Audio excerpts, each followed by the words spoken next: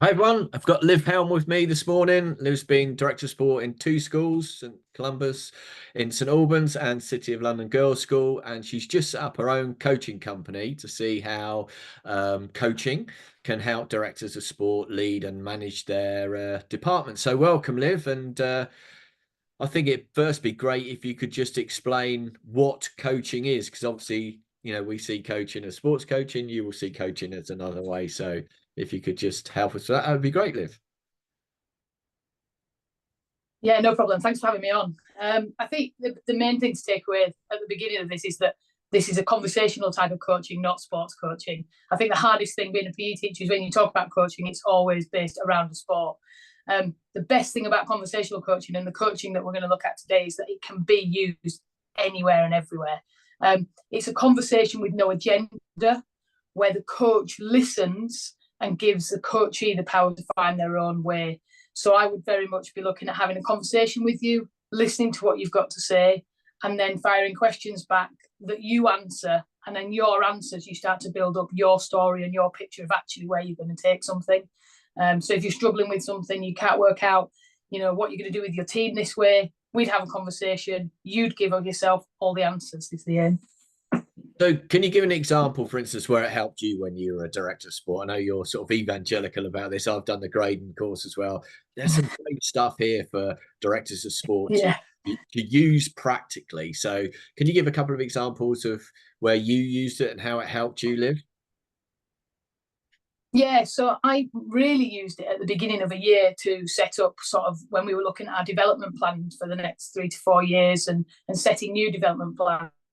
I brought the department together to work on their values, and values is a huge part of coaching. If you know your own values, you can start to look at where you want to and where you want to go and how you're going to get there. And I think for me, it was really important that as a team, we tried to find that actually we all have the same values when it comes to the PE department. Different people might have different ideas on how they want to get there. But what I found is working on values and finding out people's values. Most departments that I did this with will be like, oh, wow, we've all got the same values. We're all working for the same end goal. So it really helps you to sort of get on that level playing field right at the beginning of the year. And then you can start to say, right, well, if these are our values and this is what it looks like, how are we going to get to that end goal that we might have set? And what is that end goal? The other side to it is talking of goals is coaching is fantastic for goal setting and planning your goals, whether it's doing it for yourself, using fulfillment wheels that give you the opportunity to look at where your department's fulfilled or where you as a director of sport are fulfilled and what you might want to work on more to then be able to set those goals. And we can work on things like A to B, B to A, working backwards. What did the goal look like? What was the end result? And how can we then get to that start point and breaking those goals down? So coaching is amazing for that. People asking you a question that you might not have thought of yourself to be able to answer, oh, actually, that needs to be my next step. It helps that fog, that busy brain of, oh, we've got to get to that point and now we need to do that. And I've got to go teach a lesson now. It really just helps sort of plant those seeds and bring things in. Yeah, I think for me, one of the things was it taught me to listen more. Um, you Oh, know, yeah. I think a lot of teachers, and particularly PE teachers, we like to talk, don't we? So how does Yeah. coaching develop those listening skills, Liv? Yeah, it actually just brings it to the forefront of the fact that you don't always listen. I don't know about you when you're teaching or director sport, but sometimes, and I'll quite honestly say this, I'll be looking at a child, they're talking to me, and I have to say to them, I'm really sorry. I was looking at you then, but I was not listening to a word you just said. Can you repeat that for me? And it really helps you to learn the different types of listening, the different ways that we can listen, and just how we can bring that to the forefront of actually taking what you're listening to on board and responding with that rather than thinking as you're listening and going off in your own direction. It's a huge skill that actually I think we don't use enough. Funnily enough, I wrote something down the other day. My son was watching some horrendous kids TV program, but it was all about sport, that one. And of course, they did the usual. The PE teacher was in the room, and the pupil says something, the PE teacher answered, and then answered the question that they'd asked the pupil.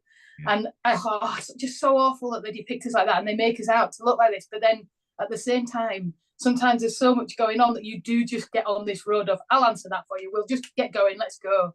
Yeah. And it just really helps you step back and listen to what's really going on. I think that's so true. I think I learned that as well. You become more aware of people who do answer their own questions Yeah. because you're in a rush, aren't you? And I think as a Yeah. director, your point about listening to a pupil or one of your team is really, really important because sometimes you've got so many things going on in your head that you're not present, are you? And you don't take in what they've said, and then Yeah. and then that's And as well, isn't it? there's a lot in the sense of, well, is that you end up putting your plans into someone else's plan. And whilst, yes, people come to you for advice or pupils come to you for advice, actually at times it would be much better if they developed their own ideas and took them and ran with them. So for an example, depending on how you respond and what you've listened to, you can either have a member of staff or a pupil have come up to you with a great idea. As a director of sport, you're really busy and thinking, I don't know how we're going to fit that idea in. I can't fit that in. But it's not about you necessarily, it's about them. So coaching can give you the ability to give that member of staff or that pupil that option to roll with it. But their job would be to come to you, explain what they're doing, and you ask them how and what questions for what the next stage is. And together you develop it, but they run with it. So can just that'd be a good thing to sort of develop it there. You talk about how and what questions, what are the benefit of those? And I know, when I did the coaching course, you try to ask questions without saying why. So what's the benefit of that and how do you use that?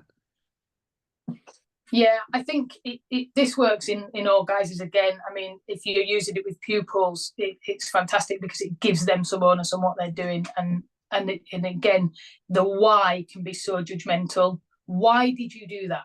Why is that like that? Whereas if your question is, what happened there? What brought you to make that decision? Depending on how you want to say it, rather than the why, it can really take some of the what might feel like at times aggression out of it or disdain.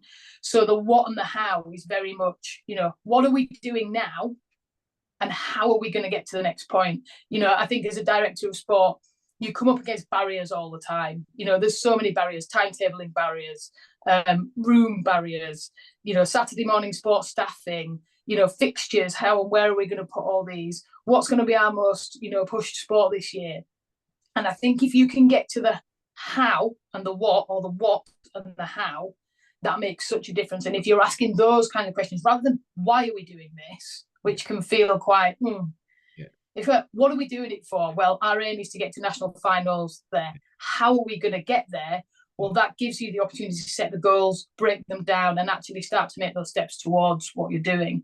And just having conversations with people, how and what, creates such a much more calm and natural flowing environment, but also a more open and creative environment.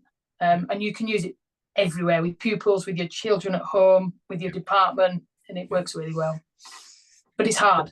It is hard, but once you get into it, I found it, like any skill, it becomes easier, doesn't it? So directors of sport, back this will be in the first few weeks of term. If you had one bit of advice for directors of sport to take on from coaching or to explore something, what would it be, Liv? It would be to start with those what and how questions. Start to try and put those into your conversation. Try and shy away from the why and try and put the what and the how into your lessons. What are we doing today and how are we going to get there? Ask the pupils, put it on them, see where they want to go with it. Because actually you might get some great ideas back from them, with your staff. Well, that's a great idea because all the ideas are coming in now. Okay, so what are you going to do with it and how are you going to push it forward? I'd love to be with you on that, but how can you do that? What can we do to support you in doing that? So it definitely is the what and the how, pulling away from the why.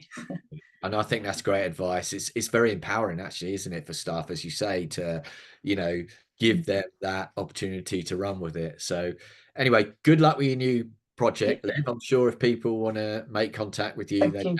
put your stuff in the bio underneath. But thanks for your time this morning, and let's hope a few more directors of sport start to use the coaching. So thank you. And thank you. I hope so. Fingers crossed. Hey, cheers.